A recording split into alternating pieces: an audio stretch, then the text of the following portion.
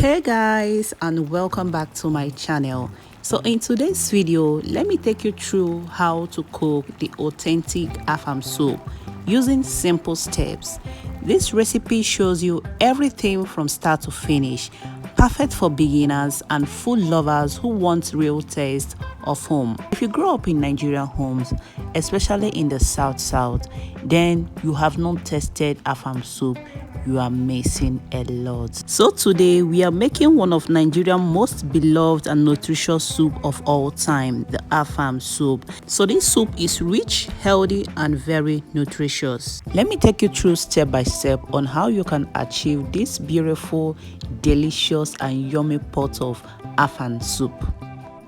So in order to cook this soup, here are all the ingredients you'll be needing to make this soup. This is the Waterleaf I have handpicked, cut and washed, and this is the Afang leaves, and this is the beef I'm using for this soup. This is kpomo for the cooking, and this is stockfish, catfish, periwinkle, grounded crayfish, onion and pepper, all grinded, and the red oil with 2 seasoning cubes. So let's start by cooking the meat. If you are using goat meat or beef for this soup, make sure you wash them properly and place into a pot. Season with salt, 1 seasoning cube and a little chop of onion if you'd like. Add your pre-worked stockfish into the pot and stir properly to combine all the ingredients together. But if you're using soaked stockfish for this recipe, once the meat starts to soften, you can then add the stockfish and dry fish. Add a bit of water, not too much, and boil on a medium heat for about 15 to 20 minutes. So cover the pot and let the heat do the work. Remember, the stock is the flavor base for your Afang soup, so give it time to develop. A few minutes into cooking, I uncover the pot and stir the meat properly so all the ingredients can marinate really well together. So I will add extra water to cook this meat, but remember you are not adding too much water because the Afang soup doesn't require so much water. So while the meat is cooking, let's prepare the veggies we are going to be using in making this Afang soup. So this is my finely cut Okazi leaves. You can either pound them using a mortar or blend them with just a little water. So remember, just a little water if you are going to blend in. The Okazi leaf is really tough, so blending helps soften the vegetable for cooking. But if you have a mortar, you don't need to use a blender for this because using a mortar you are not going to be adding any water while pounding, which makes the vegetable very thick.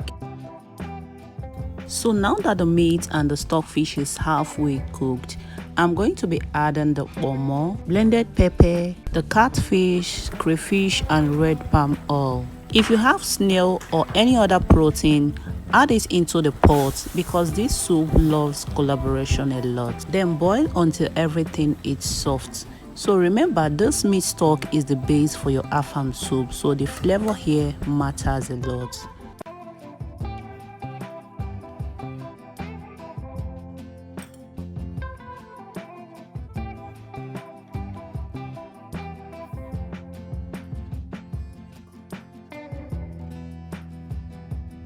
So after adding the protein and cooked for 3 to 4 minutes, I added in my seasoning cube. Test the stock and adjust the seasoning if needed, and for salt. So at this point, if your stock still hold enough water, it is advisable you cook it down until the water visible is very small. So now I'm going to be adding the chopped water leaf. Water leaf releases its own water, so you don't need to add more liquid.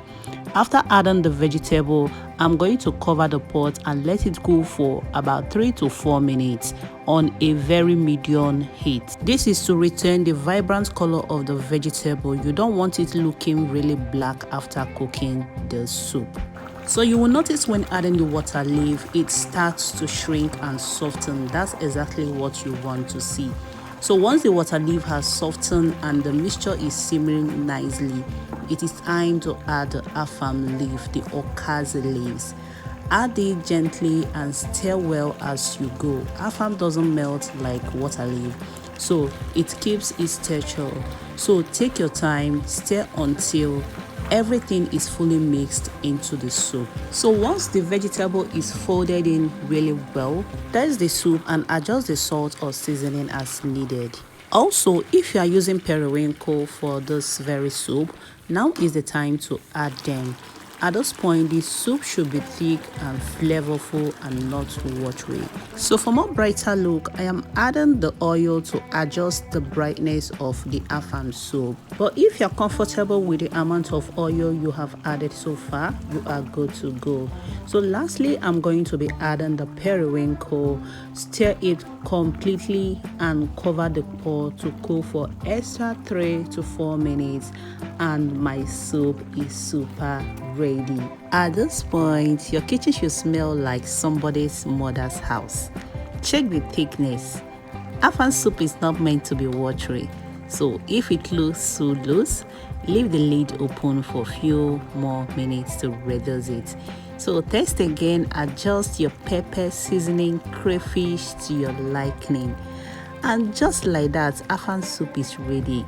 Thick, rich and packed with flavor.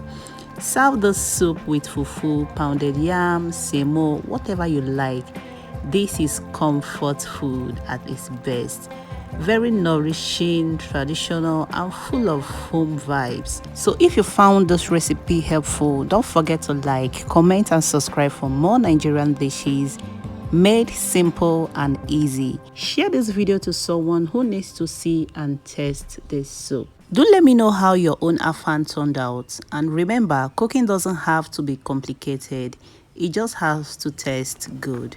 Thanks so much for watching, and I'll be seeing you guys on my next video.